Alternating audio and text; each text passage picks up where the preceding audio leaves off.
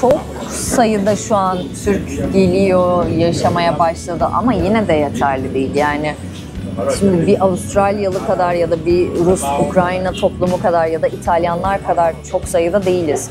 Aslında direkt yaşamaya geldik. Yani daha doğrusu ben direkt yaşamaya geldim. Eşim daha önceden Bali'ye gelmişti. DJ burada çalmak için gelmiş. Evet. Bu kadar çok tanrı olunca her birine dua etmek tabii zaman alıyor. Doğru. Güzel. Sen bir taneyle yırtıyorsun ama onlar yırtamıyorlar yani. Yanıyorlar. Aynen. Yanmamak için dua ediyorlar diye. Bali çok güzel bir yer. Yani zaten bu kadar güzel olmasaydı bunca yıldır yaşamak tercihimiz olmazdı. Çok güzel bir yer ama herkese uygun bir yer mi? Burası tartışmaya Kişiye açık. göre değişir o zaman. Kesinlikle öyle. Yani Ayasofya'nın cami olarak hizmete açılmasından sonra tabii Cumhurbaşkanımızın müthiş bir forsu var. Özellikle İslam ülkelerinde. Siz daha önce buradaydınız Ben buraya herhalde. çalmaya geldim. 14-15 Neydi sene falan meslek? oldu. DJ'yim ben. DJ, tamam. Evet. Çalmaya geldim. İstanbul'da yaşıyordum o zaman. Merhabalar. Merhaba, hoş geldiniz. Hoş bulduk. Pırıl ben. Fuat ben. Çok memnun Siz oldum. burada mı çalışıyorsunuz? Kaçak işçi. Kaçak işçi. Yok öyle bir şey. Yok, ben mesleğin sahibiyim. Aa öyle mi? Evet. Orayı iyi karşılar. Bali'den tekrardan herkese selamlar, saygılar, sevgiler. Bugün yine çok özel bir video ile birlikteyiz. Biliyorsunuz gittiğim ülkelerde Türklerle güzel sohbetler yapıyorum. Sizinle Türkleri tanıştırıyorum. Bali'de yaşayan Türkleri size tanıtmaya çalışıyorum. En azından neden gelmişler, nasıl gelmişler diye. Biliyorsunuz ben de Bali'de yaşıyorum artık. Bali'de yaşadığım için buradaki insanlarla, burada sürekli olarak eskiden beri yaşayan insanlarla tanışmaya çalışıyorum. Ve size de bunu göstermeye çalışıyorum. Artık Bali'deyim. Bali'de bir hayat kuruyorum. Ve adım adım bu şekilde böyle ilerliyor. Bali'de yaşamla alakalı aklınıza gelen bütün soruları bana sorabilirsiniz. Buradaki ev kiralarının fiyatları, satılık evlerin fiyatları, buradaki oturum izinleri nasıl alınır veya şirket nasıl kurulur, onlarla alakalı bana istediğiniz zaman yazabilirsiniz. Çok rahat bir şekilde ulaşabilirsiniz. Şimdi ne diyoruz? Türklerle yaptığımız sohbet videosu başlasın. İyi seyirler dilerim. Evet, Mest isminde bir mekan. Şimdi buradan içeri doğru geçelim. Merhabalar. Merhaba, hoş geldiniz. Hoş bulduk. Pırıl ben. Fuat ben. Çok memnun Siz oldum. burada mı çalışıyorsunuz? Kaçak işçi. Kaçak işçi. Yok öyle bir şey. Yok, ben mesleğin sahibiyim. Aa öyle mi? Evet. Orayı iyi karşılar. İyi güzel. Buyurun, üste çıkalım isterseniz. Ha, üst kata mı çıkalım? Biraz burayı gösterelim. Nasıl bir mekan burası böyle ya? Bir etrafı göstereyim. Hava o kadar sıcak ki ben hemen üste atmaya çalışıyorum öyle kendimi. mi? Burası mutfak mı? Aynen, burası pide Börekler, istasyonumuz. börekler. Ay, İçeride ana mutfağımız var, dışarıda barbekü istasyonumuz süper. var. güzel. Bir de üst kat mı var? Bir de üst katımız var. Bakalım mı? Buyurun.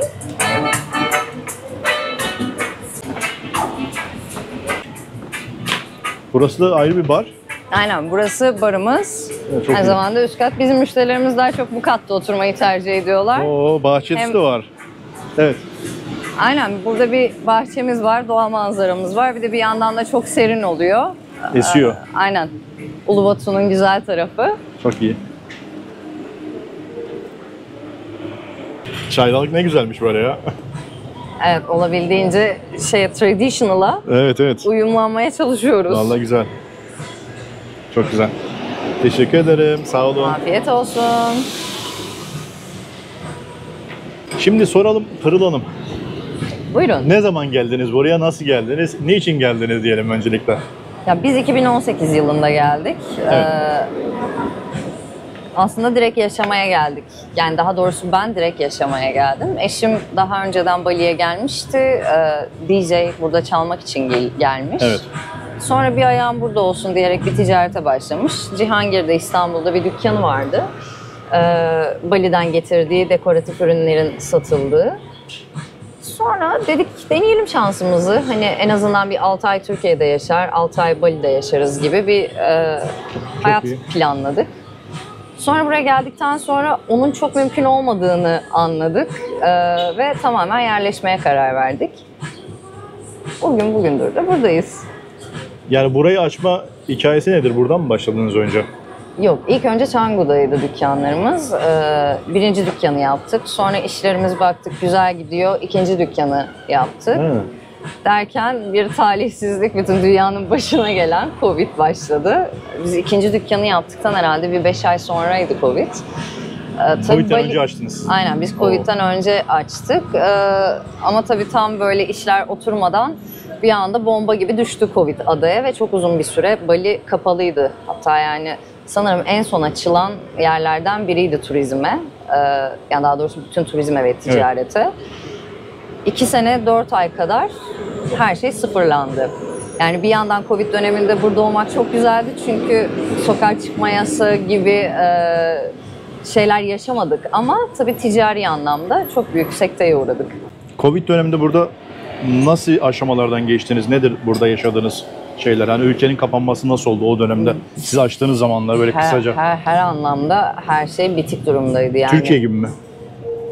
Bence daha kötüsü çünkü hiç tahliye uçuşu olur olmaz endişesiyle herkes ülkesine geri döndü. Hatta bazı ülkeler eğer dönüş yapmazsanız daha sonrasında dönmeniz mümkün değil diye bir brief yayınladı. Vay. Özellikle Avustralya bu konuda çok sertti. Tabii insanlar ne kadar sürecek, nasıl bir süreç hiç daha önce deneyimlenmiş bir şey olmadığı için haliyle bir panik halinde. Hayatta nasıl kaldınız burada ekonomik olarak? Çünkü iş yerinin kirası Zordu. var, evin masrafları vesaire. Ya şöyle o Bir dönemde... de yeni evlenmiştiniz galiba. Tabii. O dönemde. Yani şöyle söyleyeyim, o dönemde mesela kontratta yaptığımız bir ufak açık sebebiyle ödeme yapmamız talep edildi. Ve tabii ki biz de öngöremediğimiz için süreci, çünkü ha bugün açılacak, ha açılmadı falan filan derken biz böyle bir seneyi devirdikten sonra bizim kira ödeme zamanımız gelmişti ve o dönem içinde gerçekten iyi bir lokasyonda olduğu için ciddi bir meblağıydı bu kira. Sonra dedik ki yani bu iş böyle olmayacak, bir stand-by'a geçelim, duralım, görelim ne olacak, Evet. izleyelim. İyi ki de öyle yapmışız aslında. Bu arada başka bir ticarete daha girişmiştik. Bir yandan o devam etti. Ama tabii Covid süreci bize o işte nasıl diyeyim, aslında o bilinmezlikle attığımız başka bir yanlış yatırım adımıyla daha büyük zarar verdi.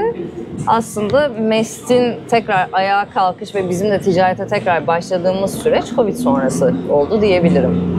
Güzel.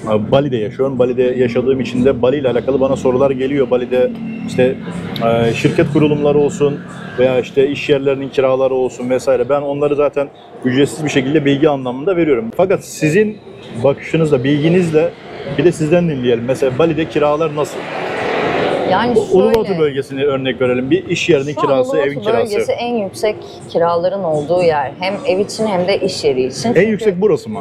Uluwatu mu? Şu son bir yıldır evet. Neden? En yüksek burası. Talep mi yoksa Hem talep alım gücü mü? doğrultusunda hem uzun dönem yaşayanlar daha çok bu mevkiyi tercih ediyor. Çünkü diğer yerlere göre şu an daha az popüler, daha gece kulüplerinin daha az olduğu bir lokasyon aslına bakarsanız ve bu da uzun dönem yaşayan insanlar için daha konforlu oluyor. Fiyatların bu kadar yüksek olması da şöyle, şimdi Canggu tarafında ya da Ubud zaten neredeyse %70 oranında hep yerel toprak sahiplerinin yaptığı evler ya da dükkanlar olduğu için şimdi yerelin maliyetiyle bir yabancının yaptığı inşaat maliyeti aynı olmadığı, işte yabancının toprağı da kiralaması gibi handikaplardan dolayı haliyle yabancının yaptığı bir yerin kira bedeli daha yüksek oluyor. Canggu'da da mesela bizim tuttuğumuz evler, 2 ev değiştirmiştik orada. 2 dükkanımızda da aynı şekilde hep mülk sahipleri yabancıydı. Yani biz hiç o kiralamalarda bir yabancıyla iş yapmadık. Lokaldi. Lokal miydi? Ha. Yani lokal olduğu için de rakamlar daha makuldü. Özellikle Bingin, Padang Padang gibi şu an popüler olan noktalarda ev kiraları 2 odalı ev için yıllık 450 milyon ayarında seyrediyor. Yıllık 450 milyon. Dolara vursak ne yapıyor? Yani 27 bin, 28 bin dolar civarı sanırım yıllık olarak yapıyor. Biraz daha yukarıları çıkarsanız düşer fiyatlar ama yine 200'ün altında 2 odalı bir ev bulmak burada şu an çok mümkün değil. Burası mesela İstanbul'la kıyaslarsak Bali'yi, burası İstanbul'un Etiler. hangi bölgesi? Etiler. Şu an Etiler. Bölgesi gibi. Etiler'de oturmanın bir bedeli var tabii. Peki Tabii. uzun dönem kalmak isteyenler şunu yapabilir mi? Mesela kesin karar verdi. Uzun dönem kalacak. Geldi tatilini yaptı. Tekrar kalmayı düşündü. Diyelim ki arsa kiralayıp kendi evini yapsa daha mantıklı olmaz mı kendisi için? Yani maliyet, arsayı satın maliyet alamıyor ama bazında kiralama düşünürsek yapabiliyor. Şöyle, bu eğer işi biliyorsanız ya da güvenebileceğiniz, hani referansı gerçekten iyi olan birileri ya da bir firma varsa inşaat yapmak için, evet, daha makul rakamlara gelir. Fakat bu güvenilir firmayı bulmak birazcık zor. Evet. Çünkü şu an o kadar genişledi ki bu pazar. Özellikle insanlar inşaata yöneliyorlar. Çünkü uzun vadeli bir yatırım. Hani uzun vadeli garanti bir yatırım olarak bunu düşünüyorlar. O yüzden de tabii talep çok ama duyduğum pek çok da dolandırılma hikayesi var. Çünkü Var, değil arkasını mi?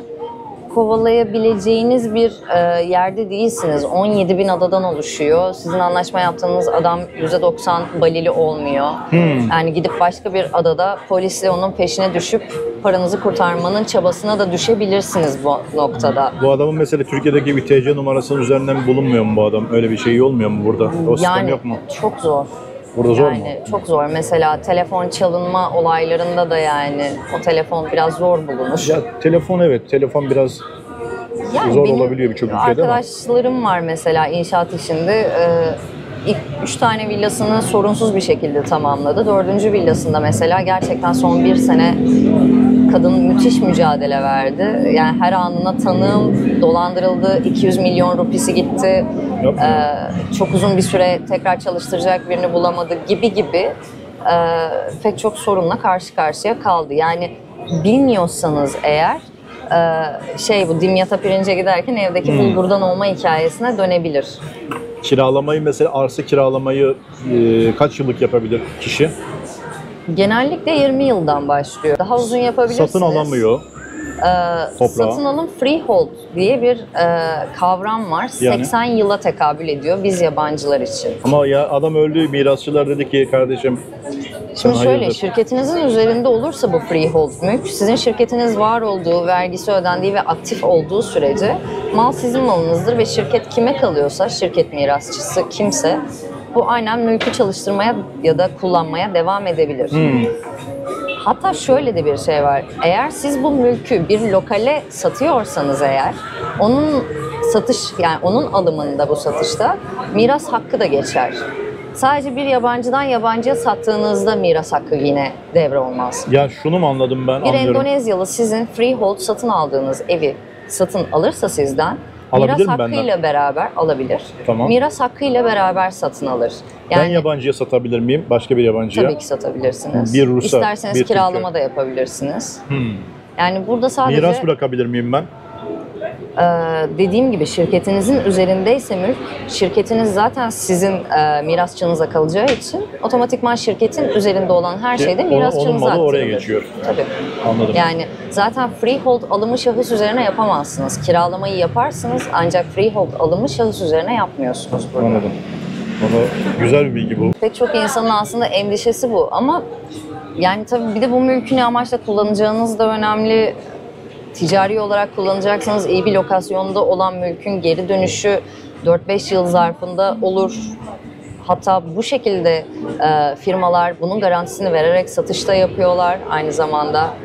Mesela siz burada yaşamıyorsanız, Airbnb olarak kullanmak istiyorsanız bu evleri, firmalar bunların garantisini veriyor. 4 yıl ödeme, paranız geri döner diye. Yani bu tarz uygun koşullar da var. Dediğim gibi sadece bu noktada referansı iyi olan güvenilir firmalarla çalışmak önemli. Şimdi burada inşaat sektörü genelde çok uzun sürüyor diyorlar. Yani ufacık bir dükkanın bile tadilatı çok uzun sürüyormuş.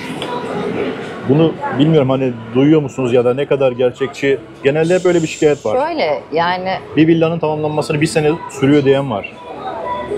bir villanın tamamlanması o sizin taleplerinize bağlı olarak çok detaylı bir şey istiyorsanız ya da büyük bir şey istiyorsanız tabii ki değişebilir.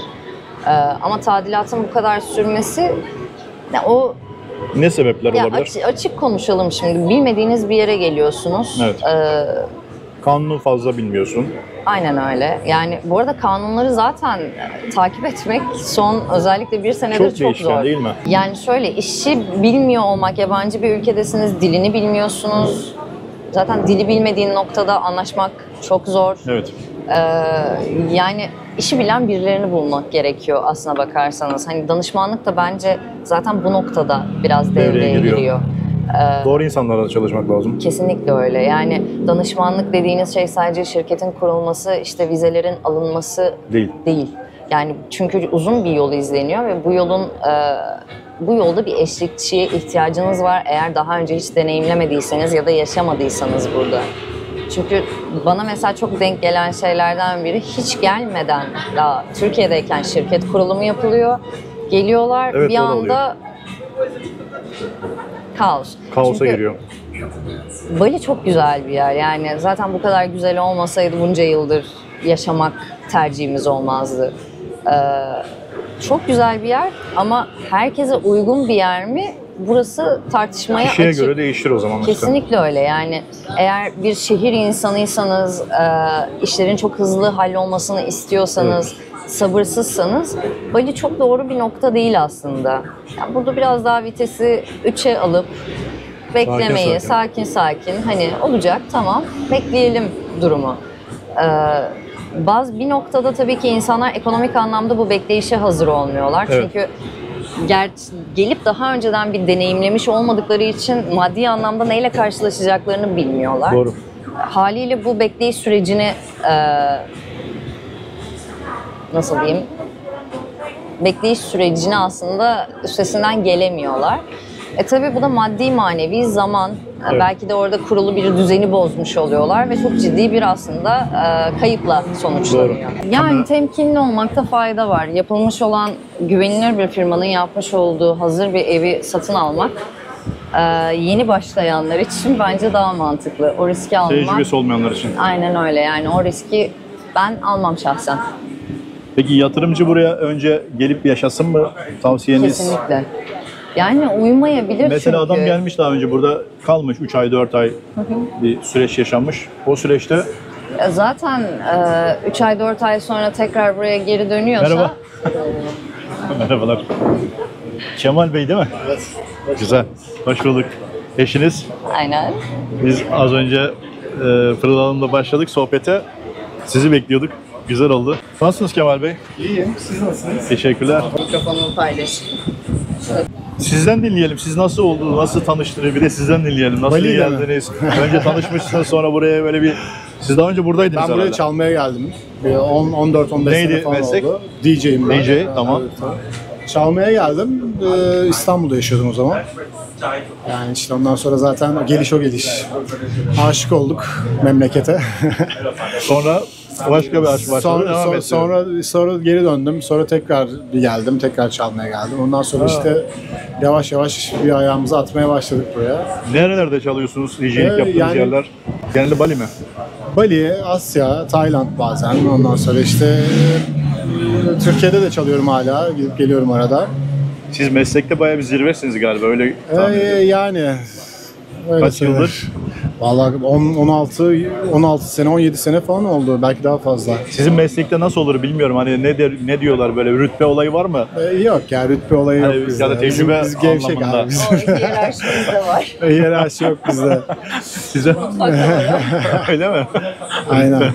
Bizde şey ya yani ne kadar çok eğlenirsen Ve eğlendirirsen. o kadar çok Evet. eğlendiriyorsun zaten yani. Sen eğlendin ve eğlendiriyorsun. O zaman Tabii yani benim hayatım eğlenerek geçti. bilmediğim için soruyorum. Mesela size nasıl ulaşıyor X mekan? Yani sizin videonuz da yok, Yani şeyiniz şöyle de yok. işte Nasıl ben ilk görüyor yaptığım sizi? parçadan mesela buraya ilk geldiğimde bir parça yapmıştım. O parçayı duyduktan sonra beni buraya bukladılar. Geldim, çaldım. Yani öyle genelde bir şeydi. Bir de ondan sonra bir yerde Sosyal çaldım. medyadan mı? Biraz. Tabii ya o bayağı böyle bir tuttu. Rusya turuna falan çıkarttı o parça beni. Bayağı hani gezdim böyle. Ha, sizin piyasa biraz farklı işliyor o zaman. Tabii yani bu şey gibi. Burada şimdi bir yerde mesela çaldığın zaman da oradan birisi dinliyor. Öbür mekan da duyuyor. Yani iyiysen eğer seni zaten çaldırıyorlar. Nereden yani. başladı DJ'lik? Ben onu Ya ben 18-19 Hayır, yaşında... ben DJ olacağım falan mı oldu? Nasıl Ben başladı bu iş? 18-19 yaşında Ankara'da organizasyon yapıyordum.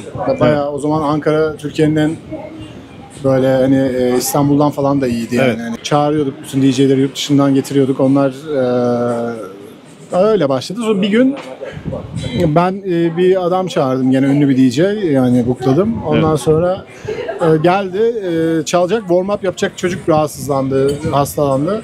Kim yapacak? Ben de o zamanlar çalıyordum ama hani böyle sadece biz kendi kendimize hobi amaçlı. Yani daha yeni 18-19 yaşında falandım. Sonra işte o rahatsızlanınca bir arkadaşım şey dedi, hani sen niye çalmıyorsun dedi. Ha, şöyle başladı. 1000 kişiye çaldım ilk çaldığımda. 1000 kişiyle. Yani Linkinde. baştan yandık biz yani. Güzel. Ondan sonra bir daha bırakamıyorsun zaten yani. İmkansız. Peki eşinizle nasıl tanıştınız? Onunla da İstanbul'da, ben İstanbul'da yaşıyordum bir ara. En son işte bir New York'a gittim. Ses mühendisliği eğitimi falan aldım. 2 sene orada yaşadım. Oradan sonra döndüm, İstanbul'da bir stüdyo yaptım kendime. Sonra işte buraya da gelip gidiyorum.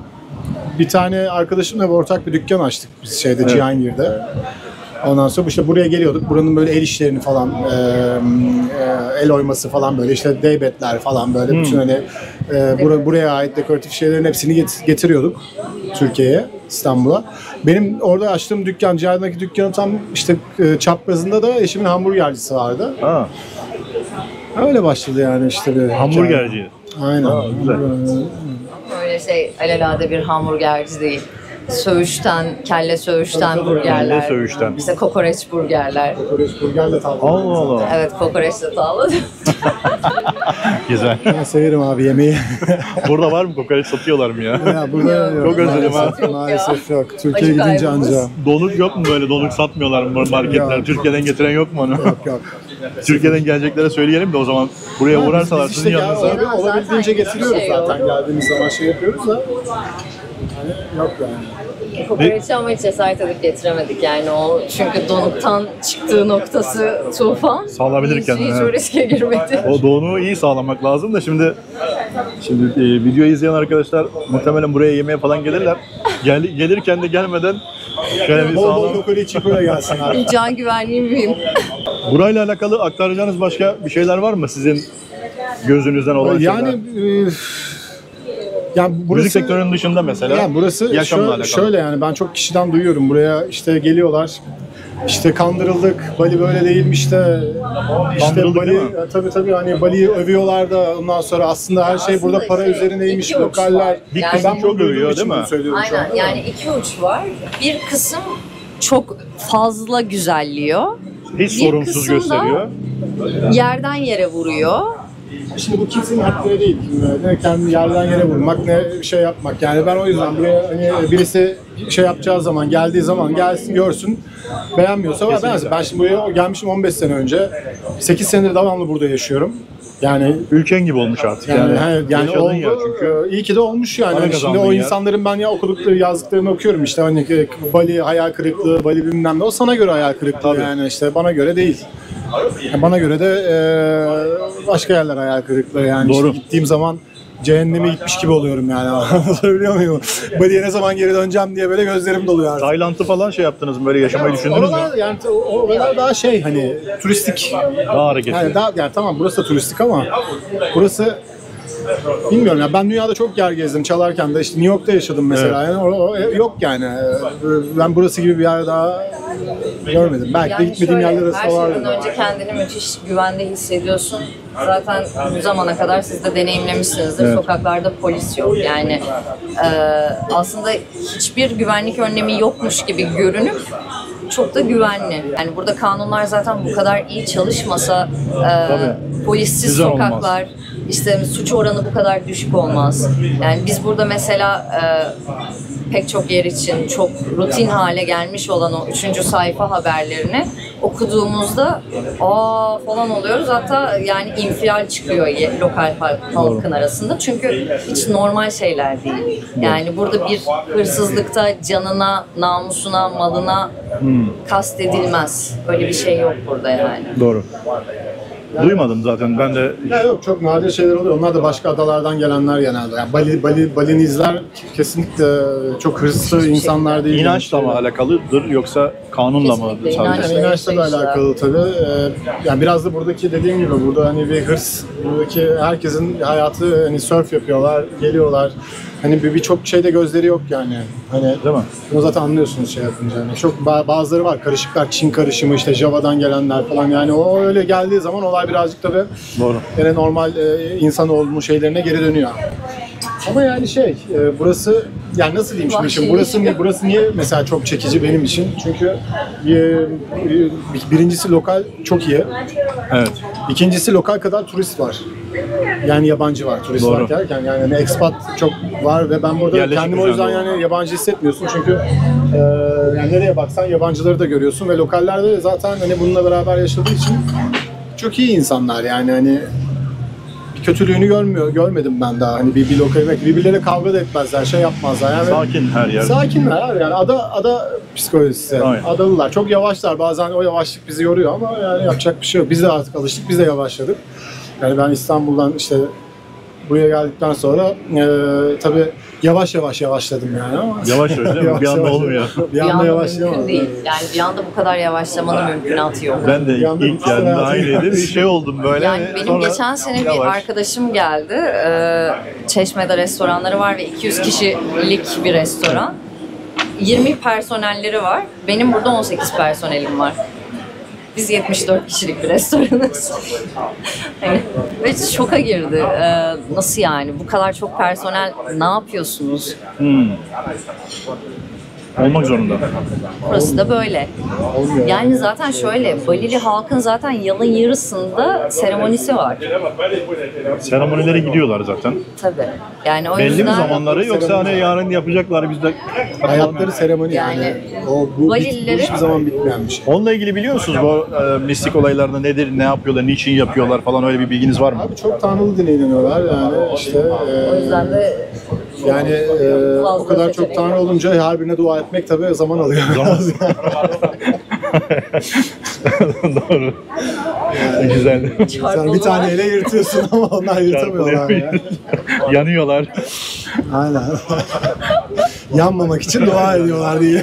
Bu aralar da şey var Türkiye'de bir günden o ağzıma geldi direkt. Boyozcu varmış ya. Boyoz satarak 7.500 lira para almış milletten. İzmir'de oluyor bu. Yanıyorlar diye bağıran bu. Neyse şimdi söz hakkı vermeyelim adama. Şaşırmam abi. görmüş duymadım onu. Sosyal medyadan merak ettim. Şeyde Hindistan'da da aynıydı. Orada da işte Shiva vardı. Shiva'nın farklı mürit, yani ben öyle dedim bilmiyorum şeyin kolları varmış farklı. Shiva'nın iyilik kolu, Shiva'nın bilmem işte bereket kolu Ama falan böyle Hindistan'da evet Shiva, bitmiyor o olay. Ganesha, Yüzlercesi Shiva. varmış yani bunun yanında. Burası biraz daha farklı. Yani burası Hindistan'daki daha Budizm burası Hindu. Buradaki seremoniler daha böyle eğlence gibi geçiyor. Efendim? Eğlence gibi geçiyor buradaki seremoniler ama şey Tabii değil tabii yani. burada Vakıflar öldükleri zaman bile eğlenceyle yolluyorlar Evet. yakmaya Bilerek. yani çünkü o şeye inanıyorlar yani hani başka öldükten sonra tekrar geleceklerine ve rütbe değişimi olarak geleceklerine inanıyorlar. Doğru. Varanasi'de de öyleydi. Hindistan Varanasi'de de aynı şekilde. Bayağı bir davulla zurnayla gönderiyorlar yani. Tabii. Tabii burada da yani yani çok nadir hani böyle çok ani kazayla genç yaşta olan ölümlerde gözyaşı Duygusal döken oluyor. olur ama diğer ölümlerde çünkü bizim bir hastane maceramız var Kemal sağ olsun. Bayağı şeydi. Umutsuz vakaların olduğu bir yerde kalmıştı. Sağ Allah kaldı. Allah. Neyse ki. Nasıl oldu? Trafik kazası mı? Detay girmeyelim. Trafik kazası gibi mi? Aynen aynen. Motorla. Geçmiş olsun ya. Bir Yani uçuş oluyor. gerçekleşti. Uzun bir uçuş muydu öyle? Ben işte bu pirinç tarlalarını yanlış amaçla kullandım birazcık. Öyle oldu. Pirinç tarlasına. Pirinç tarlasına uçtum yani. Böyle biraz bir uçuş oldu. Yani. Ama yani yumuşak zemin ya herhalde. Allah'tan öyleymiş yoksa zaten hayatta kalmam imkansız yani. Yüksekten mi? Yani bu hendek böyle oluyor yanlarında. İşte ben motorda karanlıkta lastiklerin arasında giderken Bıraktık abi tepeden. 250'lik motor vardı. Hızlı gidiyor motor böyle. Oo, çok kötü Bayağı ya. uçup bataklığa düşmüşüm böyle. Aa. Pek hatırlamıyorum yani. Sonra baygın bir şekilde. Hastanede gözümü açtım işte. Nefes alamıyorum, Baygın ciğer pek falan. bir şey yok. Buranın dezavantajı ciğerim işte. patlamış falan. Abi kesinlikle şey yapmamak gerekiyor. Yani tabii burada yani motora biniyorsanız da zaten kaskınız olacak, Yavaş şeyiniz gidin. olacak. Yavaş gideceksiniz. Çok karanlıkta gece Bilmediğiniz yollarda temkinli olun. Doğru. Çünkü yolda çukurmuş, nerede hendek varmış, neresi rice field'mış. Bir de bu kazanın olduğu zaman zaten bizim yaşadığımız sokakta 3-5 tane hane vardı ve 8 kilometrelik bir yolda sadece sağlı sollu pirinç tarlaları vardı ve tabii tarla olunca aydınlatma yok. Yani bilmediğiniz yerlerde gerçekten çok yavaş ve temkinli olun. Çünkü buraya gelince böyle aman ya ne olacak, herkes motor kullanıyor, ben de Evet. kullanırım diye bir özgüven geliyor. Ama o iş çok öyle olmuyor. Yani son zamanlarda mesela çok fazla motor kazası, ölümcül kazalar da duymaya başladık. Evet. Yani üzücü tabii bunlar. Çünkü Maalesef. çok uzak bir yerdeyiz Yani oluyor, bir de ve çok tedavisi herkes- çok zor. Yani hani ada böyle bir hani parti devamlı gece hayatı olan bir ada olduğu Doğru. için içki içerek mesela yani çok hani tehlikeli, çok böyle turist geliyor hani ölüyor ya da yani bayağı Ağır ciddi yaralanmalar yaşıyor. Burayla alakalı böyle aklınızda kalan 7-8 yılda yaşadığınız şeylerden. Anı çok da hani Neyse. Size hangisi lazım? Hangisi lazım? İlginç bir şey. bunu bir gün anılar albümünde konuşalım. Olur, güzel olur. Böyle bir 10 bölümlük. Yani isterseniz güzel anılar yaşatabilirim size, bir gece çıkarız. Öyle Ha, bir- olabilir. Evet. öyle Ne bir zaman şeyler- çıkıyorsun? Nerede Ya çıkıyorsunuz? işte ben genelde hafta sonları çalıyorum bazı değişik mekanlarda. Hep Tamam. devamlı bir yerde değilim. Bir haberleşelim Ulubatlı'da, bir ara. Çamlı'da, Ubud'da bazen. Güzel. Ha, mesela bunlar merak edilen şeyler oluyor. Ben kanalı yönetmeye başlıyorum şu an. Kanalı satarsanız tabii. Size yeni bir kanal açalım biz. Olmaz mı? Ay, yo. YouTube kanalı devam. Yo. Her gün paylaşım. No. Yani şöyle, mesela insanların çok merak ettiği şeylerden biri bu KİTAS'lar ya da işte çalışma izinleri oluyor. Mesela bu tarz işler yapmak için ya da fotoğrafçılık, işte Evet. müzisyenler için ya da oyuncular için kesinlikle bir artist kitası dedikleri bir şey var. 6 ayda bir ödenen böyle bir kitas türü var. Yani çünkü burada genellikle insanların gelip de yaşadıkları en büyük handikaplardan biri son zamanlarda bu investment kitasla ilgili Evet. oluyor. Çünkü yeni regülasyonlarda bunların bir yatırım zorunluluğu getirildi ve artık ciddi rakamlar, yani 150 bin dolara Evet. şu an en son fixlendi diye biliyorum. Yani tek çözüm iş yapmak için yatırımcı vizesi almak ya da şirket kurmak değil. Yani benim mesela evet şirketim var, restoranı içinde olduğu, ama eğer çalışacaksanız da bunun için çeşitli çalışma izinleri var. Sadece önemli olan şey lokallerin %100 lokallerin yaptığı işler olmaması gerekiyor bunların. Siz burada yabancı çalıştırabiliyor musunuz isterseniz? Şartı ne bunun? Şöyle, regülasyonda eğer bir değişiklik olmadıysa bununla ilgili 2 lokal personel, yani 2 tane sigortalı personele karşılık bir yabancı çalıştırma hakkınız var. Fakat rakamlar tabii çok 2'ye 1 yüksek mi? oluyor. Aynen, 2'ye 1. Ve tabii bunun da bir limiti var, bildiğim kadarıyla 3 oluyor. Ben 4 diye fazla biliyorum da. 4'e 1 diye biliyordum ben. 4 yabancı, Yani değişmiş 4 lokale 1 yabancı. değişmiş olabilir. Geçtiğimiz 4 sene lokal 1 2'ye yabancı 1'di. diye. Devamlı değişiyor. Yani Doğrudur. biz ilk açtığımızda ve yabancı şef getirdiğimizde buraya Türkiye'den 2'ye 1'di. Personelin maaşı ne kadar ortalama? Ben garson ya da usta. Ben şimdi şey yapayım o zaman. Kızımı almaya gideyim. Ha, çocuk çocuk da var değil mi şimdi? O olayı Kemal'de bilmiyorum. yok onlar. tabii. Ben onu almaya gideyim. Sizinle daha sonra devam edelim. Okuldan mı alıyorsunuz çocuğu? Okuldan alacağım. Ha, güzel. Güzel. Adı neydi? Mira. Mira. Gili Mira. Gilimira. Türkçe Burada biliyor bir mu? ada Gili'de. Yani Türkçe anlıyor ama şu anda Anlıyor. Nasıl o yani anlıyor? anlıyor ama cevabı Evde İngilizce yabancı bir veriyor. dille mi yani İngilizce mi konuşuyorsunuz? Ya biz Türkçe konuşuyoruz ama bakıcımız İngilizce konuştuğu Onun için yanında daha çok Kendisi büyüdüğü için. Türkçe. Yani hiç kimse Türkçe konuşmuyor. Yaşadığı ortamla Okulda bir alakalı yerde, bir mecburen. yerde. Şimdi o da tercih etmiyor Türkçe konuşmayı. Büyüdüğünde tercihi sebebi Ama olursa Türkçeyi anlıyor. anlıyor. Biz onunla konuşuyoruz ama dışarıda hiç kimse Türkçe konuşmadığı için çocuk haklı yani. Görüşürüz. Teşekkürler. Görüşmek üzere.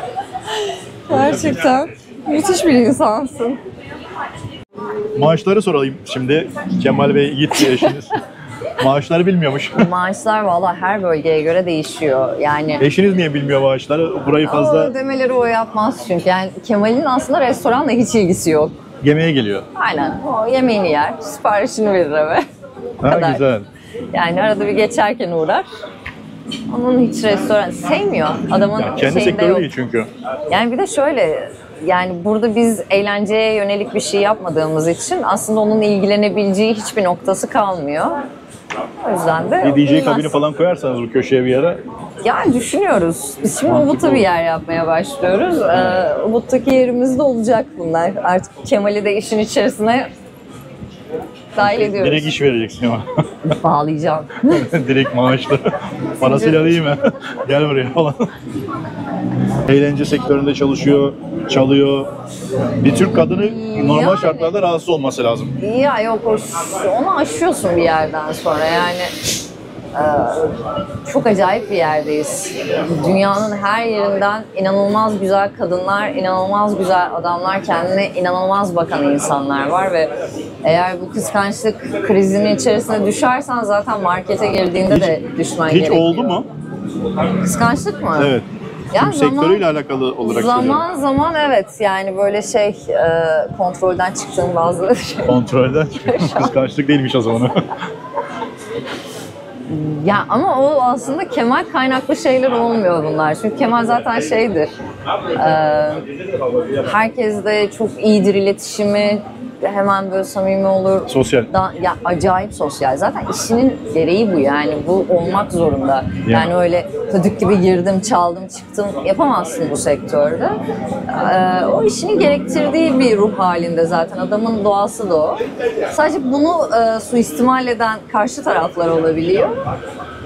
O zaman biraz tabii kontrolsüz O zaman şeyler. elimize maşayı terliği alıyoruz. Sırada kim varsa. Şimdi tekrar sorayım.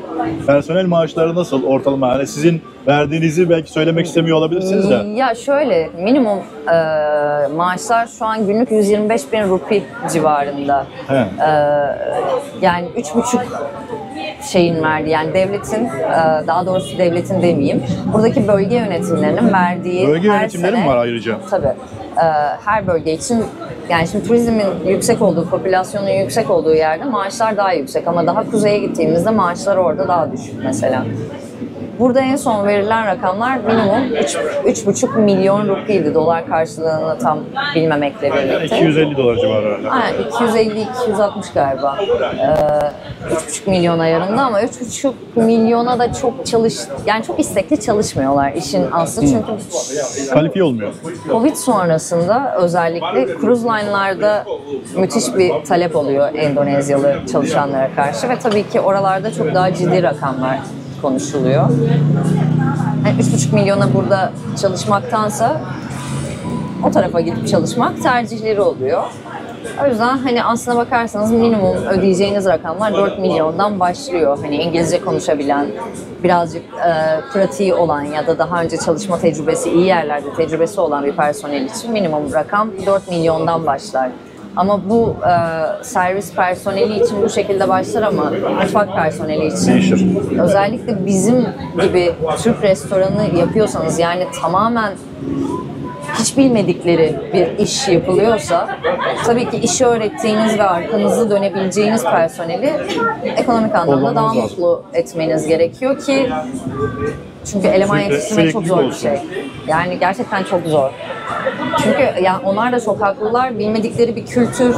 Yani mesela yemek bittikten sonra ücretsiz çay ikram etmek hiç onlarda olmayan bir şey. Ya da mesela yemeğiniz bitti, o boş tabağı gelip önünüzden almazlar.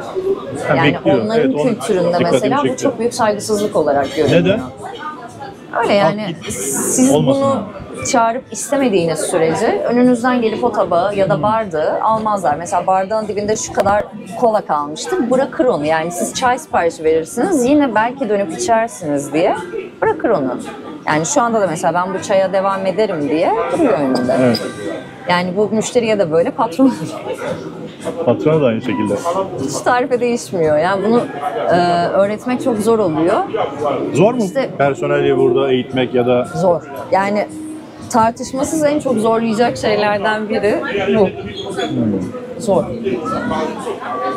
Yani kaç senedir yanımda çalışan insanın bile bazen böyle o kadar tuhaf bir hata yaptığıma denk geliyor ki hani böyle baka kalıyorsun. kızamıyorsun da yani. Zaten kızamazsın. Burada öyle bir Ya öyle bir şey zaten yok. Ama zaten uyumlandıktan sonra o kızma şeyi gidiyor senden. Aldırıyorsun onu. oluyor diyorsun. Yapacak bir şey deyip Sosyal devam güvenceleri var mı ediyorsun. personel burada çalıştırdığında mesela? Var. Yani sağlık Sağlık- sigortası yaptırabiliyorsunuz. Hatta bunu artık yabancılar, yani şöyle, çalışma izni alan yabancılara zaten zorunlu olarak yapılıyor. Eğer o sigorta yapılmıyorsa vizeniz onaylanmıyor. Şu an artık yatırımcılar da bu sigortadan faydalanabiliyor ve bu arada çok da avantajlı. Yatırımcı olarak gelen herkesin aslında bence ilk etapta yaptırması gereken şeylerden biri bu. Bir, sigortanızı, devlet güvencesinde olan sigortanızı yaptırın. İki, international ehliyetinizi alın. Çünkü burada polis durdurduğunda sizin Türkiye'deki ehliyetiniz geçerli olmuyor. Doğru.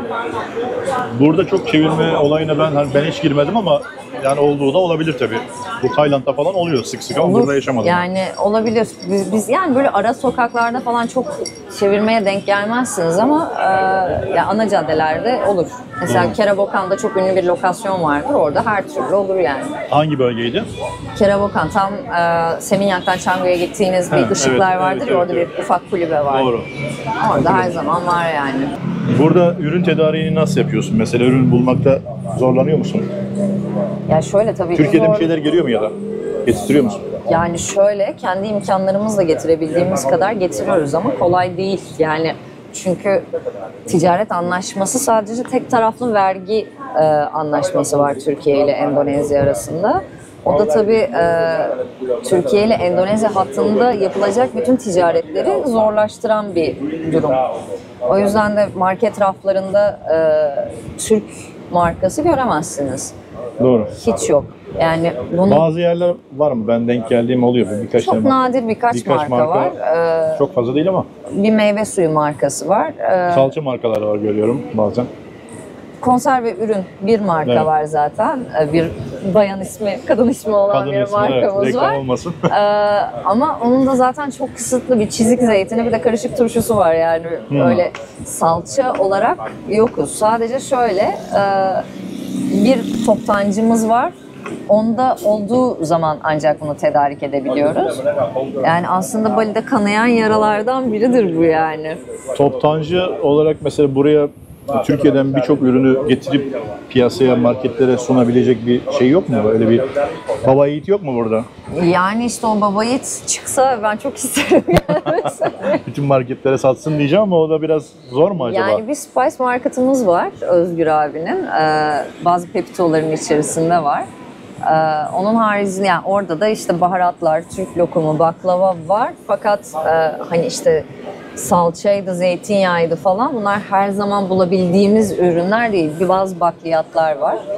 Ama dediğim gibi zor. Yani burada şey oluyor, bazen misafirlerimizle onun diyaloğu geçiyor. Ya İstanbul'daki gibi değil ama değil. Yani zaten mümkün de değil. Çünkü Avrupa'daki gibi ya da Amerika'daki gibi hani oralarda şey vardır. Hani markette de bulabiliyorsun ama her şeyden önce Türk marketleri var yani. Evet. Pek çok şeyi tedarik edebiliyorsun. Mesela peynir çeşidi burada yok. Ana toptancılar olduğu için muhtemelen çünkü Türkiye'den mal Yani hem çekebiliyorlar. ticaret piyasaya anlaşmaları var, sürüyorlar. hem yaşayan çok sayıda Türk var, Burada talep yok mu var. dediniz ticaret anlaşması? Burada ticaret anlaşması yok. Sadece tek taraflı vergi ödeme anlaşması var. Ha. Ya bunlar da yani işin içerisine lojistik bedelleri girince ya da işte ne bileyim senin bunun için bir depolama alanına ihtiyacın var. Bazı ürünler için soğuk havaya ihtiyacın var. Bu dağıtım için frigo araçlara ihtiyacın var. Var. Onun için de biraz daha fazla Türk gelmesi Büyük lazım. prodüksiyon yani o. Tabii. Adadaki Türk sayısının artması Tabii lazım ki. onun için. Yani çok sayıda şu an Türk geliyor, yaşamaya başladı ama yine de yeterli değil. Yani şimdi bir Avustralyalı kadar ya da bir Rus-Ukrayna toplumu kadar ya da İtalyanlar kadar çok sayıda değiliz. Mesela bu bölgede pek çok yerde İspanyollara rastlarsınız. Çok sayıdalar. Evet. Yani Türkler henüz daha bu kadar çok değil Türk sayısı burada. O yüzden de hani bu prodüksiyona girdiğiniz noktada değecek mi o kazanç? Orası tabii büyük soru işareti. He. Yani riskli bir ticaret. İleriye O yüzden dönük giren yok. belki ileriye dönük diyeceğim ama o da Yani riski ben kimse almak mesela istemez. çok istedim peynirleri getirmeyi ama hani bir o hesap kitaba girdiğimizde market fiyatı çok şu anki rakamlardan, yani şu an mevcut ürünlerin üzerine çıkması Üzerine gerekiyor. çıkar. O da ne kadar alım gücü olacak? Ben açıkçası o riski almaya cesaret edemedim. O zaman zor bir iş. Şu an için zor. Şu an için bence zor ama yapacak olan baba yiğitin elini sıkarım yani. Vallahi kim yapacaksa helal olsun. Yapacak olan varsa belki de vardır planda Acayip projeler. rahatlarız. Ya da belki ülkeyle burayla Türkiye arasında bir anlaşma olur. Kolaylık sağlanır bazı İnşallah. şeyler için.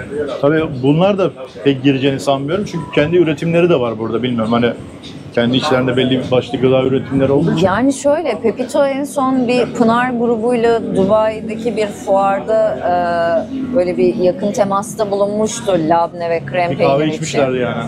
Aynen, bir niyetlilerdi ama hala market raflarında görmüş değiliz. Evet, daha İnşallah olur. Çok isterim yani. Türkiye'nin markası diye söylüyoruz onu. Reklam değil, sohbet. Sohbet aynen. Bali dedikoduları. Gerçekten o 12 ay yaz mı sizin bakışınız ne? Ben de görüyorum ama hani 12 ay yaz, hava hep sıcak, 24 derecenin altına inmiyor. Ama tabii bir yağmur sezonumuz var. Bu da yani normal bizim alıştığımız yağmurlar gibi. şey gibi mi bu ya? Bu Biraz ihtiraslı. 24 derecenin altına girmiyordu. O arada herkes bir termometre alıp onu mu kontrol ediyor? Girdi mi girmedi mi? Yani Oldu onu mu? zaten bir yerden sonra hissediyorsun. Yani ya zaten artık akıllı Belki 20 telefonların oldu. hepsinde yazıyor yani Belki ister 20 istemez. oldu yani şimdi. 20 vallahi hiç görmedim yani. Kintamani'ye falan tepelere doğru giderseniz Olabilir. evet oralarda düşüyor yani. Ceket giydiğim oldu benim. Ya aslına bakarsan şeyde yani Haziran sonrası, Haziran-Eylül aralığında mesela Uluwatu acayip rüzgarlı oluyor. Bizim ikinci katta biz bambuları falan indirip oturuyoruz. Bayağı esiyor. Mesela ben evet. geceleri eve dönerken falan motor kullanırken giyiyorum ceket. Serin. Serin oluyor doğru. Tabii. Yani Yağmurlar nasıl? nemli, Burada. sıcak, nemli. Yağmur olayı evet, yakalandığın zaman yolda bir göletler oluyor. Dün olmuştu galiba. Yani Denpazarı tarafında güzel, seller vardı. hızlı yağıyor. Hızlı ya, güzel yağıyor. Damacana. Direkt böyle. Şey gibi, hani film çekimlerinde tankerden su püskürtürler ya yağmur sahneleri için. Bu yağmur damlası değil yani O yağan. tankerden gelen hortum direkt vuruyorlar Aynen. tepeden. Güzel yağıyor. Güzel yağıyor. Seviniyoruz, mutlu oluyoruz onun için. Ya benim aslında sevdiğim bir sezon çünkü gerçekten yeşilin 1000 tonunu görüyorsun yani. Doğanın uyandığı bir sezon. Bir bitiyor yağmur, o gün mesela alışıyorsun. çok güzel, her yer cıvıl cıvıl oluyor bir anda. Kesinlikle yani o yağmur bitip güneşin açtığı noktada çiçek. Ya bir de alışıyorsun yani tabii bizim burada giydiğimiz yağmurluklar aslında Türkiye'de yağmurluk diye satılan şeyin burada şey yok yani. Değil mi? Yani mümkün değil. Yani bayağı bildiğim böyle Poşet. kalın çöp poşeti gibi bir şey Aynen. burada kullandıklarımız. Onun haricinde de mümkün değil kendini koruman yani. Doğru. Onu yani alışıyorsun işte ne bileyim o dönemde spor ayakkabı giymiyorsun. Flip flopla devam. İşte yağmur yağdığı anda hemen geçiriyorsun, bagajında tutuyorsun. Alıştıktan sonra aslında bu Burada çok genelde dert değil ayakkabı yani. giyme ihtimali çok fazla yok yani, ihtiyacı yok Ben ki diyelim. giyiyorum ya. Yani ben tabii Evet. koştur oraya koştur buraya ben giyiyorum. Ben de giyiyorum. Ayağım bazen sinek minek ısırıyor. O yüzden korumak için. Ya çok enteresan bak bu biz buraya ilk taşındığımızda Tuğçe diye bir arkadaşım vardı. O zaman da Tuğçe 3,5 yıldır zaten Bali'de yaşıyordu.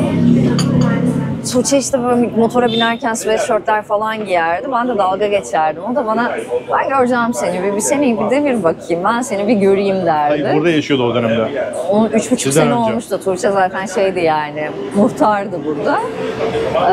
Gerçekten de öyle oldu. O bir senenin sonunda ben sweatshirt falan giymeye başladım. Çünkü adapte oluyorsun zaten bir yerde havaya. Yani o artık sana serin gelmeye başlıyor. Ben ceket giyerken işte tatile gelmiş arkadaşlarım nasıl yani ceket mi giyiyorsun falan diyorlar. Üşüyorum. Hiç zorlanmadın mı buraya geldin mesela? Buraya geldiniz, burada evlendiniz. Yani şöyle zorlanmak... Bu muydu ya falan dediğin oldu mu ya Bali kardeşim hani Ya çok o mu birazcık bu kadar kişinin mı abartılıyor kendisiyle falan? alakalı. Beni Afganistan'a koy ben orada da yolumu bulurum ya. Ha. Yani ben oranın da bir şekilde koşullarına adapte olur. Yani bu kişinin kendisiyle alakalı. Ben kolay adapte olabilen bir insanım. Aslen Zaten nerede büyüdün? ben Karşıyaka'lıyım, İzmir. Ha, Karşıyakalı. Ama son 7 yıldır denizde çalışıyordum. Yani zaten böyle bir sabit hayatım yoktu. O yüzden hani adapte olmakta koşullara Şef çok... mutfak Aynen. şefi. Yani 30 metre ve üzeri yatlarda ailelerin özel aşçısı olarak çalışıyordum. Yani o bir de turizmciyim zaten. Üniversiteyi kazandığım gibi çalışmaya başladım. Tabii Çeşme'de yaşadım bir dönem, Marmaris'te yaşadım, İstanbul'a taşındım. Yani o göçebe hayatı ve adapte olmayı, işte bir de yani İstanbul'da çalışansın, işte ailen İzmir'de, kendin evinde bir arkadaşınla Bir zengin ev çocuğu tutuyorsun muydun? falan. Ama orta halli, Orta halde. bir ailenin Hani çocuğuydum. VIP zengin bir çocuk değildin yani, Ay öyle bir yok şeyin canım, geçmedi. nerede? Öyle bir şey. Yaşamadın mı ona? Tırmalama. Tırmalama.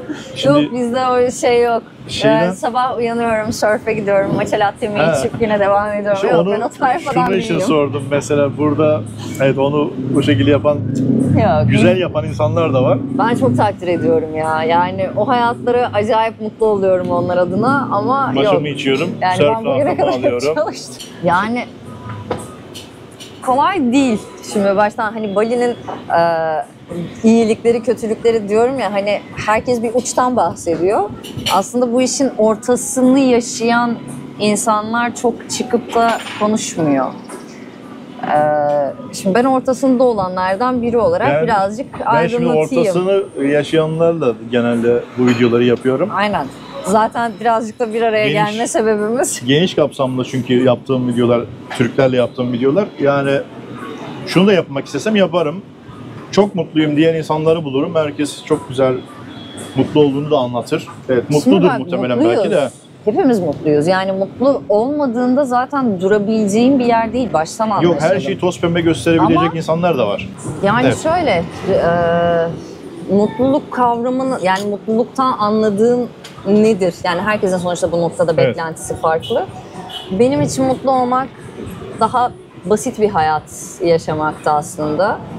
O anlamda beni Bali mutlu ediyor. Mesela ben şu an Singapur'a ya da Malezya'ya gittiğimde o yüksek binaların arasında o şehir hayatı yoruyor ve yani hani ne zaman işimiz bitecek de döneceğiz diye bir şeye girmeye başlıyorum. Ya da işte Jakarta'ya gittiğimde. Yani benim istediğim aslında tam olarak buydu. Ben aradığımı buldum. Bu birazcık kişinin ne aradığıyla alakalı ama tabii ki sonsuz pürüzsüz bir mutluluk kavramı zaten yok. Doğru. Çok güzel yanları var ama tabii ki iş yaparken biraz da zorlukları var. İş yapmıyorsanız belki çok sıkıcı da olabilir. Evet. Çünkü bir noktada yapacağın şeyler çok kısır döngüye giriyor. İşte denize git, oraya git, buraya git. Yani hani çok bir alternatif yok. Spora git, tamam okey. Sonra Yani çok spor bağımlısı bir insansan, evet yani boş zamanın çok. Ya da yani çok şey gibi deniz oluyor daha bağımlısın. çok. Yani hani böyle denize gidelim, arkadaşlarımızla buluşalım, eve gidelim, yatalım, uyuyalım. Hani falan. gün aynı Yani geçiyor çok bu. basit bir döngüye aslında girmiş oluyorsun. Yani öyle tiyatro, işte opera falan, yani bunlar Şehir hayatı olmadığı için. tabii yani ufak ufak böyle şeylerin bazı mevkilerde yatırımları yapılıyor ama mesela Ubud'da var, benim için çok uzak ve yani öyle sürekli Evet. gidebileceğim bir şey, bir etkinlik değil açıkçası. Ya da yani hani yoga ile ilgilenirsin, tamam kaç saat yoga yapıyorsun, ondan sonrasını nasıl dolduracaksın kısmı Evet. birazcık şeye düşürebilir bir noktada. Ya, ticaret yaparken sıkılmıyorsun çünkü zaten günün bir şekilde işi gücü takip Tabii, tabii. ederek, yani evet fiili olarak çalışamıyorum ama fiili olarak da buradayım. Yani yapılan her şeyin sabah bütün tadımlarını yaparım. İşte yani ben bir köşede her zaman her şeyi izlerim. Müşterinin memnuniyeti, memnuniyetsizliği. Çünkü onu senin gibi yakalayamaz bir başkası. Doğru. Yani bunları takip etmek gerekiyor. Hesabını, kitabını, siparişini, osunu busunu. Çünkü restoran denince özellikle, yani ben kendi işim adına konuşayım. Restoran deyince operasyon çok daha farklı oluyor. Ve işini şansa bırakmak istemiyorsan ya da bir sürpriz yaşamak istemiyorsan bunları aslında kendin kontrol etmek durumundasın. Yani bizim iç muhasebeyi de mesela ben tutuyorum. İşte stokları da ben kontrol ediyorum. Yani alırım bilgileri ama her türlü check ederim onu. Ya da işte mesela toptancı, her hafta oturup toptancıya ne ürün gelmiş kontrol ederim. Çünkü Fiyatlar çok sık değişebiliyor. Mesela yeni bir kural geldi import kurallarında. Kuzu etinin girmesiyle ilgili çok ciddi bir sorun yaşanmaya başladı. Şu an tedarikte müthiş bir problem yaşanıyor ve bir anda fiyatlar uçtu gitti. Yani bunu eğer sürekli takip etmiyorsan işte 190 bin aldığını düşünürken aslında 250 bin almaya başlamış olabilirsin. Takip etmiyorsan onu Ve bu tabii ki seni bir zarara sokar. sana haber vermeden fiyat değiştirebiliyorlar. Tabii yani çünkü bir sürü restoran, bir sürü şirket var. Hangi birimize haber verecekler biz fiyat arttırdık diye.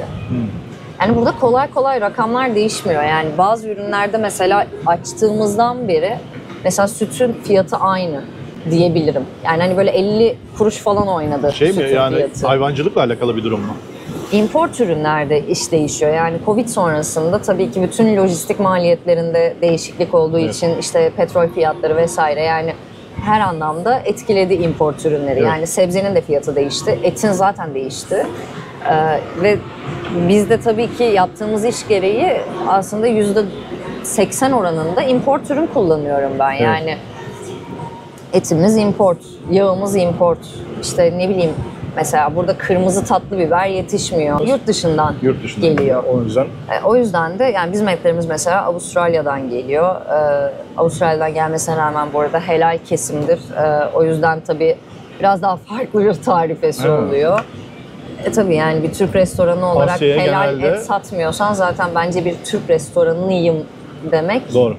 bana çok açıkçası etik gelmiyor. Mesela hiç yani pork product kullanmıyoruz ve bütün ürünlerimizde, tavuklarımızda, etlerimizde hepsinde helal sertifikasıyla gelir bizim ürünlerimiz. Helal bir restoran değiliz çünkü tabii ki alkol satışımız var. Mevcut turistik bir adı olması gereği ama bütün ürünlerimizde helal olduğunu %100 garantisini verebiliyoruz. Bu yüzden de Alkol diyorum ya, hariç. alkol hariç ve ürünlerimiz, yemeklerimizde alkol zaten yoktur. Evet. Güzel. Peki şimdi siz dediniz ya yaşadığınız yerde işte zengin çocuğu değildiniz. Yani ekstra bir zengin değildiniz. Belki maddi durumlarınız iyiydi ama şimdi bir yerlerde çalıştınız, aşçılık yaptınız vesaire. Oradan buraya kadar geldiniz. Bali'de diyor musunuz ya helal olsun bana buraya kadar geldim, bunu da başardım. Şu an istediğim hayatı yaşıyorum diyor musun yoksa istediğin Vallahi hayat bu değil mi? şöyle, 2018'den Bali bu mutlu yana ediyor mu hala? bir Covid, bir dolandırılma görmüş bir insan olarak. Dolandırılma. Öyle dolandırılma da yani az He. buçuk bir dolandırılmadan bahsetmiyorum. Ve bu kadar hani burası için söylemiyorum, burada da zaten öyle ama genel olarak yemek sektöründe bu kadar erkek egemenliğine dayalı bir sektörün içerisinde zaten Türkiye'de bu işi yapmak ve ilerlemek çok zordu. Burada da bu işi yapan tek kadın restoran sahibi benim. Başka da yok herhalde çünkü ben Hayır, öyle yok. duymadım. Zaten ben açtığımda bir Aslan diye bir arkadaşımın yeri vardı. Biz ikinci Türk restoranıyız. O gün bugündür de bir şekilde ayaktayız. Devam ediyoruz. Hani başarı mı? Yani tabii ki bir başarı. Çok iyi valla.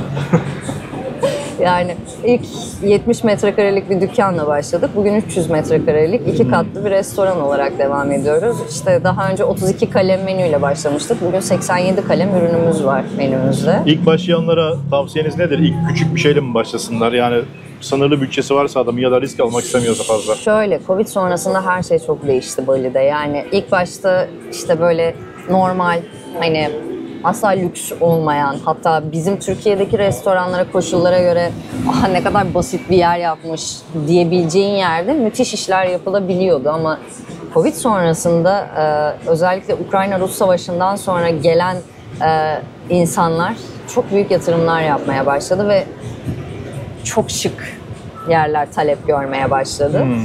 Şimdi mesela benim olduğum yer bir ahşap joglo restoran burası. Tabii biz Covid döneminde açtığımız için Uluwatu'daki yerimizi artık eskidik ve kanıksandık, belli bir müşteri grubumuz var. Ama bugün Joglo'dan bir restoran açmak istiyorsan eğer orada birazcık zorlanırsın.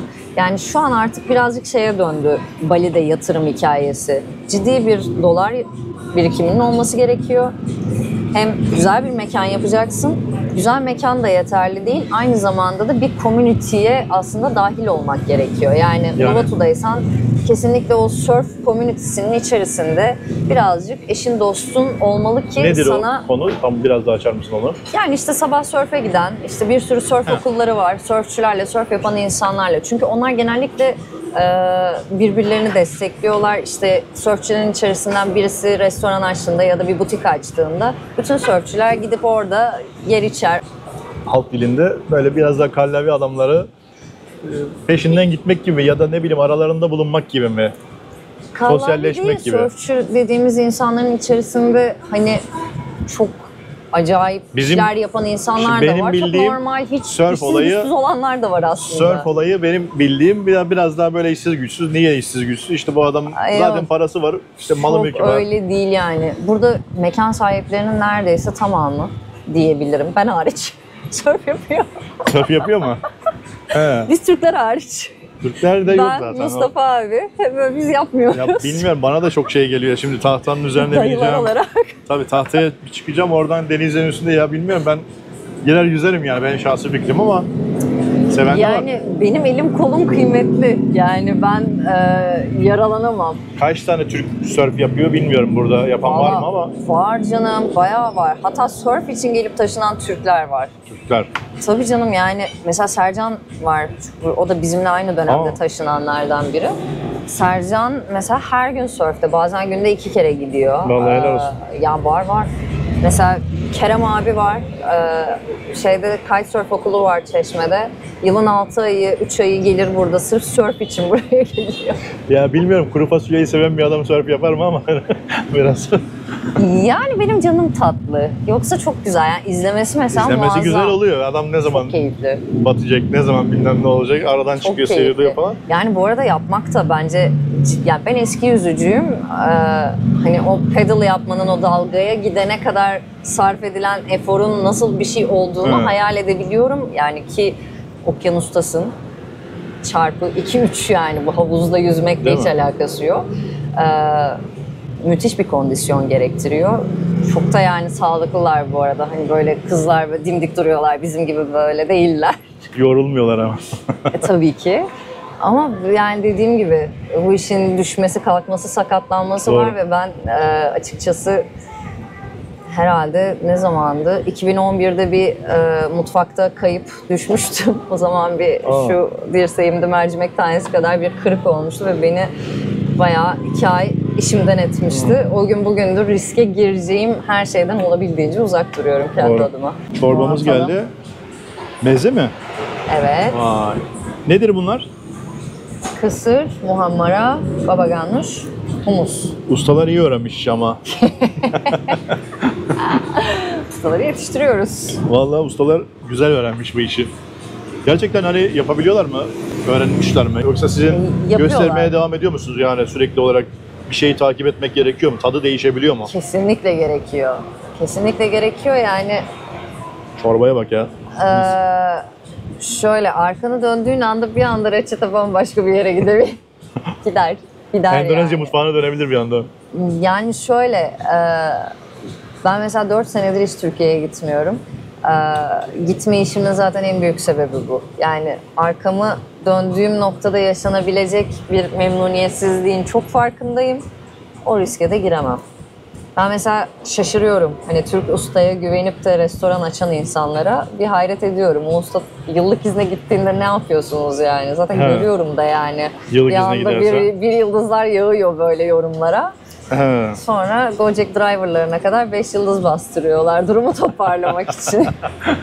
Neyse. Çok iyi bir şey oldu bu. Artık yapan düşünsün. Abi çorbayı şöyle ekmeğe banacaksın. Ekmeği nereden çözüyorsunuz? Yan dükkandan geliyor. Ciddi misin? Şaka yapıyorum tabii ki. Burada biz mı? yapıyoruz her şeyi. Ha, güzel. Bizde ketçap, mayonez, yoğurt dışında her şey kendi üretiyoruz. Herkes aynı şeyi söylüyor. Ketçap, mayonez, yoğurdu yapamıyor musunuz? Gerçi yapanlar da var ama. Yani mayonezi yapma riskine giremem. Çünkü çok sıcak malumunuz. Ketçapta o çok ketçapın klasik Uğraşmaya gerek tadını yok. alamıyorsun. Yoğurtta da biz yani haftada nereden baksanız 35 kiloya yakın yoğurt kullanıyoruz. O 35 kilonun altından Mümkün değil kendimiz Yoğurtçu dükkanı yaparak. açman lazım. Aynen. Onun altından kalkamayız. Bir de burada pastörize edilmemiş süt bulmak birazcık zor oluyor. O yüzden de çok verimli olmuyor açıkçası evde yaptığınız yoğurt.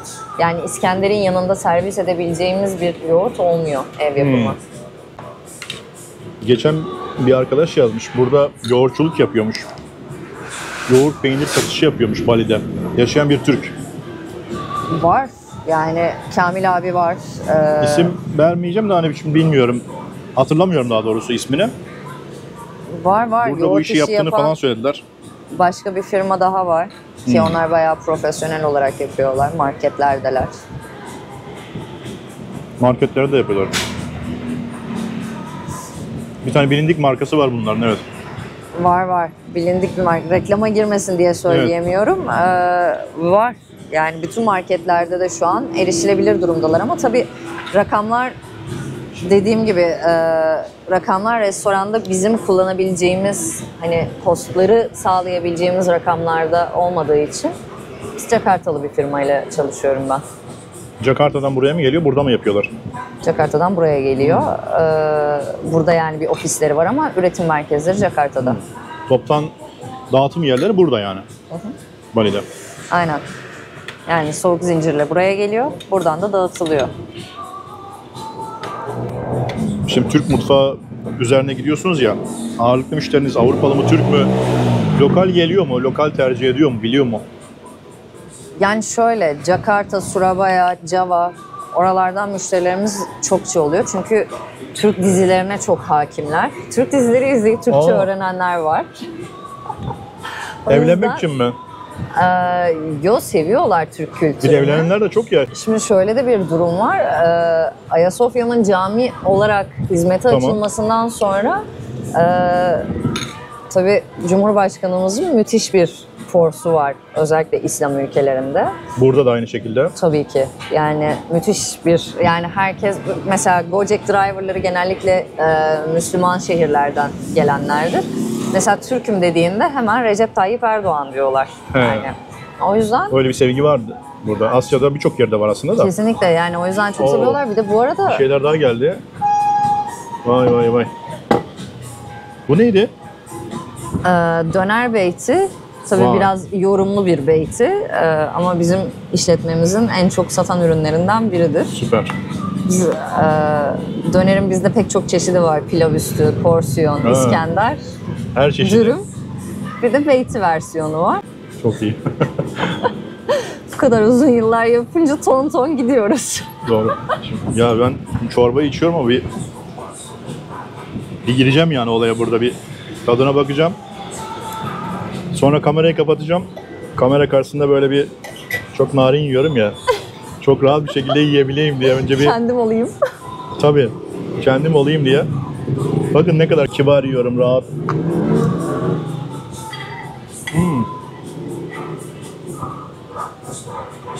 Vallahi özlemişim ha.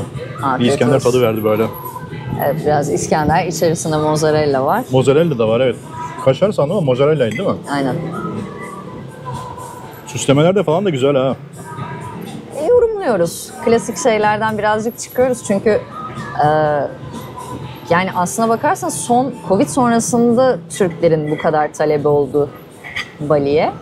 Yani bizim daha önce benim özellikle Canggu'daki dükkanlarımda müşteri grubum genellikle Avustralyalılardı. Çünkü Avustralya'da çok fazla yaşayan Türk ve bir o kadar da Türk restoranı var ve onlar çok vakıflar. Yani aynı şekilde Avrupalılar da çok hakimler. Ama algı hep döner üzerine Türk yemeği denince. Döner de mi? Kebap diyorlar. Döner kebap aynen. Yani kebabı, döneri kebap olarak tanımlıyorlar. Şimdi aslında birazcık Türkler gelmeye başladı ki hala Uluwatu çok Türklerin talep ettiği bir yer değil. Türkler genellikle tatile geldiklerinde ya Canggu'yu ya Ubud tarafını tercih ediyorlar. O yüzden de tabii birazcık uyumlanmak durumunda kalıyoruz. Mesela ben buraya dükkanı açarken o sörfçüler bunlar proteinle besleniyorlardır, biz deli gibi et satarız diye düşünmüştüm. %70'inin vegan olduğunu öğrendim dükkanı açtıktan sonra. Allah, ben de çok oldum şimdi yani o şekilde olması gerekmiyor mu normalde? Tabii yani benim et tüketen müşterim kadar meze tüketen müşterim var diyebilirim. Mesela jackfruit diye bir meyve var burada ve biz o meyveden yani mevsimi geldiğinde, çünkü her zaman olmuyor. Jackfruit'tan mesela tavuk döner tadını yakaladık ve dönemsel olarak menümüze onu ekliyoruz ve o da Meyveden tavuk döner tadı. aynen. Yani böyle farklı şeyler deniyorum, denemek durumunda kalıyorum. Beğenilen şeyler menümüzde devam ediyor ya da sezonunu yakaladığımızda tekrar menümüze alıyoruz bu ürünleri. Talepler doğrultusunda birazcık şekilleniyor aslında menüler. Yani ben burada sadece et satarak bu mevkide ayakta kalamam. İşin aslı Yani. bu. Çünkü dediğim gibi %70'i vegan, glutensiz beslenen, ketojenik beslenen, vejeteryan olan, aslında diğer ürünleri, peyniri, sütü tüketip kırmızı ete karşı olan bir grup var. Yani çok çeşitli yeme içme grubu. Mesela Onun hepsini koyacaksın ki olsun. 2 ay öncesinde ev yapımı bir glutensiz ekmek ekledik menüye. Şu an en çok sattığımız ürünlerden biri. Yani özellikle paket servislerinde müşterilerimizin İçeriği %90 ne? mercimek, nohutunu, chia tohumu, flaxseed. Mercimekte gluten yok mu? Hayır, Pirinçte yok da. mercimekte yok. Hmm. Bakliyatlarda yok. Bulgurda var mesela. Evet, yani bulgurda en var. yüksek gruplardan biri. Kuru fasulyede var benim bildiğim ya da işte nohutta vardır. Öyle biliyorum. Nohutta yok, hayır. Evet. Hatta o yüzden en çok satan ürün humus. Yani Evet, humusun humusu bu kadar ondan dolayı, tamam. yayılmasının Şimdi oldu. en büyük sebebi aslında glutensiz olması. Biz ortalama yani düşük sezonunda 6 kiloya yakın humus satışımız var. Şu an düşük sezon değil mi? Tabii. Şu an bitik sezon. Bitik bile yani. Şu an bitik sezondayız çünkü Christmas öncesinde insanlar genellikle böyle bir harcamalarını kısıtlayıp o Christmas tatiline hazırlanıyorlar. Şu an şeydeyiz, en aslında zorlu sezondayız. Neyse ben yemeğimi yiyeyim. Muhabbet güzel de. Şimdi kibar olacağız diye. Kibar olacağız diye aç kaldık. Bırakın Yemek beni soğudu. abi. Tamam, Bırakın sizi beni. bir salalım, yemek bitiminde Hadi bana tekrar afiyet olsun. sohbetimize devam Aynen. ederiz. Valla ben yemeği yedim 10 numaraydı. O yüzden Afiyet kamerayı olsun. kapattım, hava karardı bu arada. Afiyetler olsun. Elinize kolunuza sağlık. Çok teşekkür ederiz geldiğiniz için. Aşçınızın da eline koluna sağlık. Abi. Güzel yapıyor. yere gelmiş. güzel eğitim vermişsiniz. Eğittik. Emek Güzel. emek. Kendimizi de eğittik, onları da eğittik. Doğru. Videomuzun sonuna geldik. Videoyu beğendiyseniz yorum yapmayı, hem bu video için hem mekan için veya mekana daha sonra gelecek olanlar da aynı şekilde videodan görüp gelecek olan arkadaşlar da yorumlarını eksik etmesin lütfen. Like tuşuna basmayı, yani beğenmeyi. Abone değilseniz, hala abone değilseniz abone olmayı ihmal etmeyin. Bir sonraki güzel videolarda görüşmek üzere. Hoşça kalın. Teşekkürler bizi izlediğiniz için. Şimdiden afiyet olsun gelirseniz. Evet.